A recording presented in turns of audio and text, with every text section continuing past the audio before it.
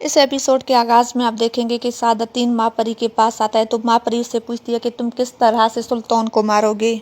सादतीन कहता है कि जब वो अपना जौनशीन मुंतखब करेगा और उस पर एक दावत का इनेकाद करेगा, मैं वहां पर उसके साथ साथ रहूंगा और उसे कत्ल कर दूंगा। उस पर माँ परी कहती है कि मेरे पूछने का मकसद है कि तुम किस तरह से इस काबिल बनोगे कि उसे मार सको।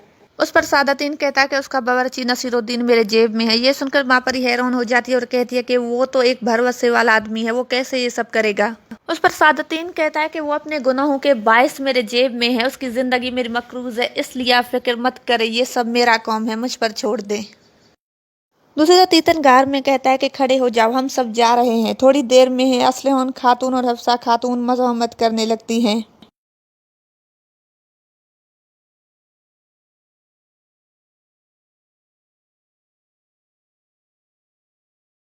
तीतन कहता है कि हम इनके सामने इनके शोहरों को मारेंगे। हफ्सा बोलती है तो तीतन उसे थप्पड़ मारता है और जमीन पर बेहोश होकर गिर पड़ती है। असलौन हफ्सा के लिए चीखने लगती है तो तीतन अपने आदमी से कहता है कि इस पर पानी डालकर इसे होश में लाओ। उसके बाद उसका आदमी उस पर पानी डालने लगता है। दूसरी तरफ बमसी अपने सिपाहियों के साथ अंधी वादी में पहुंच जाता है। वहां पर पहुंचकर वो अपने सिपाहियों से कहता है कि तुम लोग झाड़ियों में छुप जाओ, अगर जरूरत पड़े तो मैं इशारा करूंगा, तुम लोग बाहर आ जाना। उसके बाद वो लोग वहां पर छुपने लगते हैं। दूसरी तरफ तुर्गुत भी अंधी वादी की तरफ आ रहा होता है और उसके साथ एंग्लोस भी होता है। अरतरुल महल से कबीले की तरफ रवां होता है तो इतने में कोपैक उसके सामने आ जाता है। अरतरुल हलीमा और बाकी सिपाहियों को वहां से जाने का कहता है। उसके बाद वो लोग वहां से चले जाते हैं और कोपैक आगे आता है।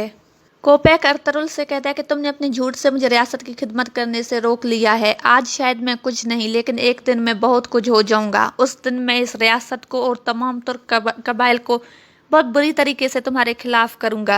उस पर अरतरुल कहता है कि अगर इस तरह हुआ तो उस दिन मेरे सब्र खत्म हो जाएगा और उस दिन मैं उस जगह को तुम्हारे लिए तुम्हारी कब्र बना दूंगा। यह कहकर अरतरुल वहां से रवाना हो जाता है। दूसरी तरफ बॉम्बे एक सिपाही से कहता है कि हम तुम्हें बांध लेंगे और तुम्हारा चेहरा भी छुपा लेंगे, ऐसा जाहिर करेंगे कि तुम एरिस हो।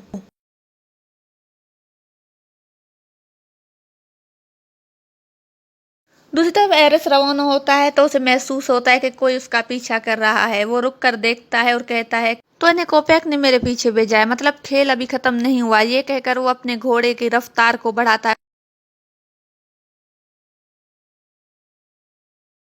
तीतन भी अपने सिपाहियों के साथ और खवातीन के साथ अंधी वादी के करीब पहुंच जाता है। अपने सिपाहियों से कहता है कि तुम लोग यहाँ पर छुप जाओ, जब जरूरत होगी और मैं इशारा करूंगा तो तुम लोग बाहर निकल कर आना। अभी के लिए चंद सिपाही मेरे साथ चले। उसके बाद वो खवातीन को और चंद सिपाहियों को लेकर आगे बढ़ता है। वो लोग एक जगह पर एरिस के करीब आते हैं तो एरिस उनसे कहता है कि तुम लोगों को कोपैक ने मेरे पीछे भेजा है, उसके सामने हथियार छोड़ने का मेरा कोई इरादा नहीं है। उसके बाद गोकतून से कहता है कि इसे जिंदा पकड़ लो, हमारे अमीर हजरत खुद निपटेंगे इनसे। उसके बाद वहां पर उनकी लड़ाई शुरू हो जाती है। एरिस काफी देर तक उनसे लड़ता है, लेकिन बिलाखिर वो लोग एरिस को पकड़ लेते हैं और जमीन पर एरिस गिर पड़ता है। तीतन बमसी के सामने आता है तो बमसी कहता है कि तुम्हारा काम या तो औरतों को अगवा करना है या बच्चों को, क्या तुम मर्दों के साथ नहीं लड़ सकते। उस पर वो कहता है कि शायद तुम भूल गए हो, शमसा को भी मैंने ही मारा था। ये सुनकर बमसी शदीद गुस्से में आ जाता है और चीखने लगता है। उसके बाद वो उससे कहता है कि तुर्गत कहाँ पर है। उस पर वंशी कहता है कि तुम्हारा काम क्या है उसमें, तुम्हें एरिस चाहिए था, उसे हम लेकर आए हैं। उस पर तीतन कहता है कि पहले मुझे एरिस का चेहरा दिखाओ। उस पर वंशी कहता है कि ऐसे नहीं, पहले खवातीन को हमारे हवाले करो। उस पर तीतन कहता है कि क्या तुम लोगों ने मुझे बेवकूफ समझा हुआ है, पहले मुझे इसका चेहरा दिखाओ, नहीं तो मैं खवातीन को कत्ल कर दूंगा। मैं 3 तक गिनती गिनता हूँ। उसके बाद वो गिनती गिनने लगता है। इतने में तुर्गुत भी कमांडर एंग्लोस को लेकर वहां पर आ जाता है।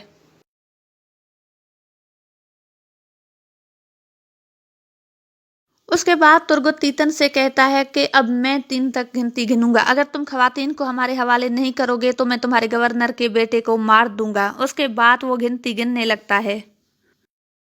गोक्तो एरिस से कहता है कि इस वक्त न तो तुम्हारा शहनशाह तुम्हारे साथ है और न ही तुम्हारी हुकूमत, तुम्हें कौन हमसे बचाएगा। इतने में एक तीर आकर उसके सीने में लगती है और अरतरुल कहता है कि सुलेमान शाह का बेटा अरतरुल। अर्तुगरुल को वहां पर देखकर एरिस हंसने लगता है और इतने में अर्तुगरुल के सिपाही उन पर हमला कर देते हैं।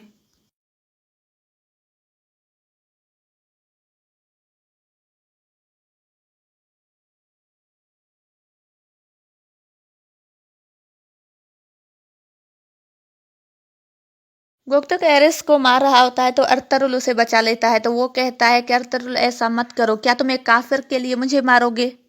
मैं तुम्हारा एक मुसलमान भाई हूँ, तुम मेरे साथ ऐसा नहीं कर सकते। उस पर अर्तुगरुल कहता है कि मैं सिर्फ मजलूमों के साथ हूँ, चाहे वो कोई भी हो, और मैं गद्दारों को किसी कीमत नहीं बख्शता, चाहे वो मेरे भाई ही क्यों ना हो।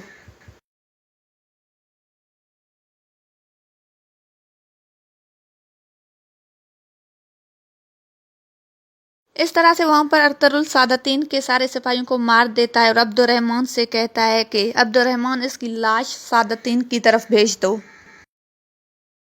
तीतन एंग्लोस को मारने लगता है तो एंग्लोस कहता है कि लौनत हो तीतन, देख नहीं रहे कि ये मुझे मार रहा है। उस पर तीतन कहता है कि रुक जाओ। उसके बाद वो खवातीन को उसके हवाले करता है और वो लोग एंग्लोस को तीतन के हवाले करते हैं।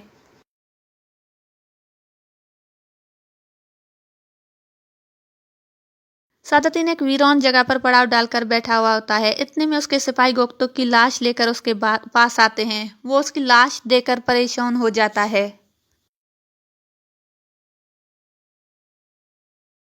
अर्तुगरुल जाने लगता है तो एरिस उसे रोक लेता है और उसकी तारीफ करता है और कहता है कि मुझे यकीन नहीं आ रहा कि तुम मेरे साथ इस तरह का बर्ताव करोगे। मैंने तुम्हारे बेटे को अगवा किया और तुम्हारे साथ क्या कुछ नहीं किया।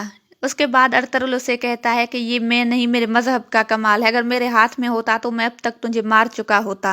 उस पर एरिस कहता है कि तुम्हारे इस अजीम मजहब को कैसे अपनाया जाता है। उस पर अर्तुगरुल कहता है कि ये फैसला जल्दबाजी में नहीं करनी चाहिए। उस पर एरिस कहता है नहीं, मुझे मुसलमान होना है। तो अर्तुगरुल उससे कहता है कि बैठ जाओ, और उसके बाद अर्तुगरुल खुद भी उसके पास बैठ जाता है और उसके बाद उसे कलमा हक पढ़ाकर मुसलमान करता है।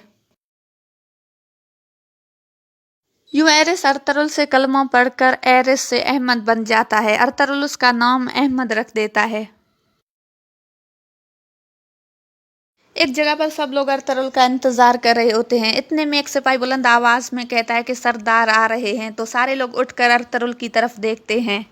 अर्तुगरुल और अब्दुर्रहमान के साथ एरिस भी होता है, तो सब लोग उसे देखकर हैरान हो जाते हैं, बिलखुसूस हलीमा।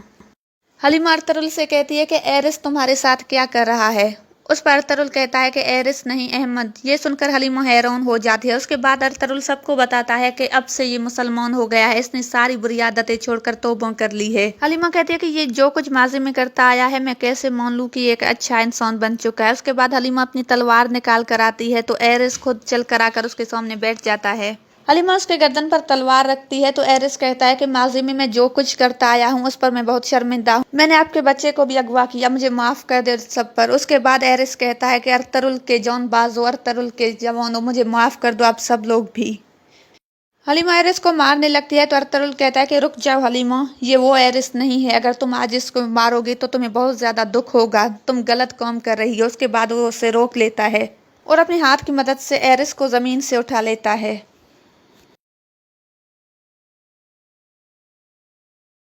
अर्तुगरुल कहता है कि सादतीन के इरादे बिल्कुल भी ठीक नहीं, सुल्तान की जिंदगी को खतरा है, मुझे वापस जाना होगा, तुम लोग वापस कबीले चले जाओ। और अपने सिपाहियों से कहता है कि हलीमा सुल्तान तुम लोगों की अमानत में है।